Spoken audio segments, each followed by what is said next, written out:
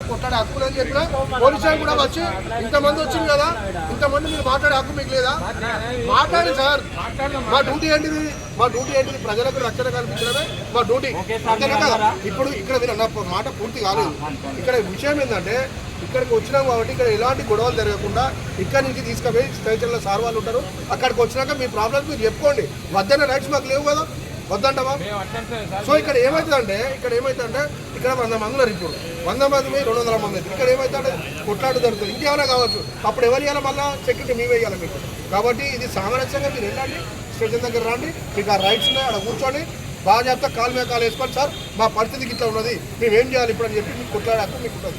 లేదనే రైట్స్ నాకు లేదు, మీరు అర్థం చేసుకోండి. Okay right. ఒక్కలం కాదు ఇద్దరం కాదు, ఇంతమంది స్టేషన్కి రమ్మంటే ఇది ఎంతవరకు బాగా ఎందుకు రాదు సార్? ఎందుకు రావాలి? స్టేషన్ మన అందరికీ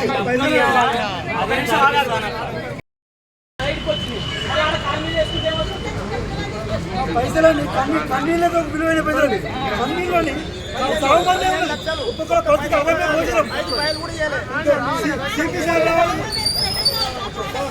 చైర్మన్ సాబ్ రావాలి. చైర్మన్ సాబ్ ఎప్పుడు ఆఫీస్ ఉన్నాడు, ఏనాడు ఆఫీస్ లేదు సార్.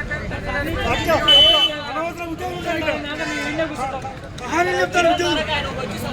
అసలు చైర్మన్ రావాలి, సూపర్వైజర్ రావాలి. పోలీసులు మా బయట